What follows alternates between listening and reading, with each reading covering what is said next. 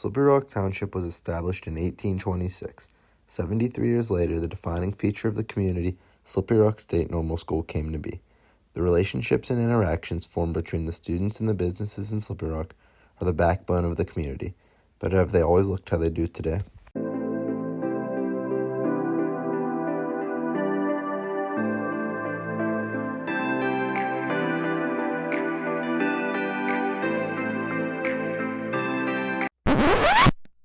And somebody was murdered in there, stabbed to death. The relationship between town and gown has always been, I think, a little bit sketchy. As you just heard, the relationship between campus and community is a dynamic one.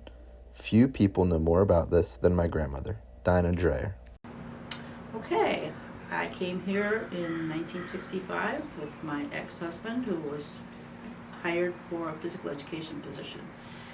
At that time, when we got directions to town, the guy who hired him said, "You have to turn at the stoplight." And we said, "What stoplight?" And he said, "The stoplight." The only one was the one by Sheetz's. Having spent decades as a professor at SRU and raising a family just miles from campus, my grandmother has watched the town transform over the years.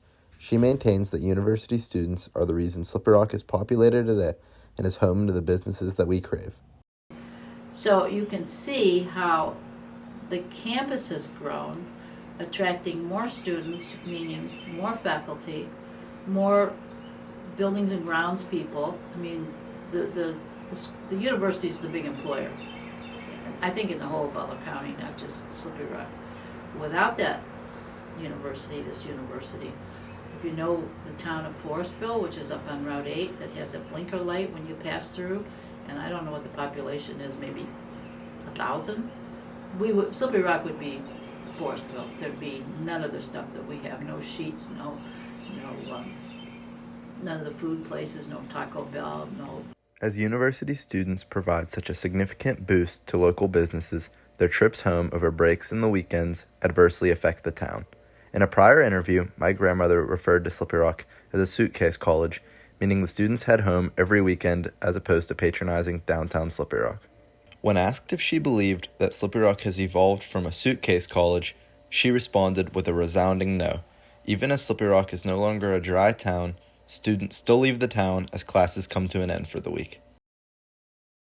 Anyone of you who've ever tried to get out of town on a Friday afternoon, you know how difficult it is. I've come up to Slippery Rock from Cranberry out of Friday, and the cars are lined up all the way to, what is that, Moore's Corners or Adams Corners, where the hamburger place is. Used to be a Dairy Queen. What's it called now? I can't think of it. Holy Cow. Yeah, and then Holy Cow. Yeah, and Holy Cow is what I thought when I saw the cars lined up like that. And also going down Route 8 toward Butler and who knows where else. Yeah, it's still a suitcase school. And that's what we call, big cities have rush hours. That's our rush minute. Although the departure of students hurts the businesses could not exist without them in the first place. My grandmother has seen many of her favorite businesses come and go, including a Hallmark store and women's clothing store, and warns that a failure to support our favorite businesses of today could lead to their failure. The dependency of the community and its businesses on the students is undeniable. Grandma believes that this relationship will continue to flourish as the school sustains its growth and outperforms other state schools, such as the Penn West branch.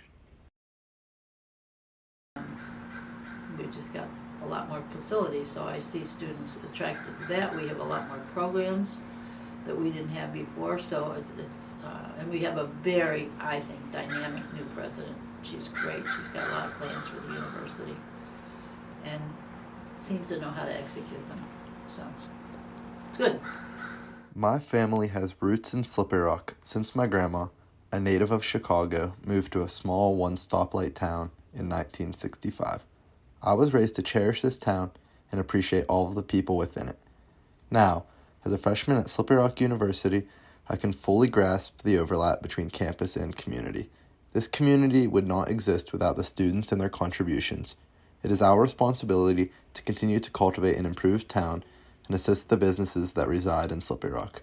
My family has been here for nearly 60 years, but it is the campus and its interactions with the community that allow us to call it home.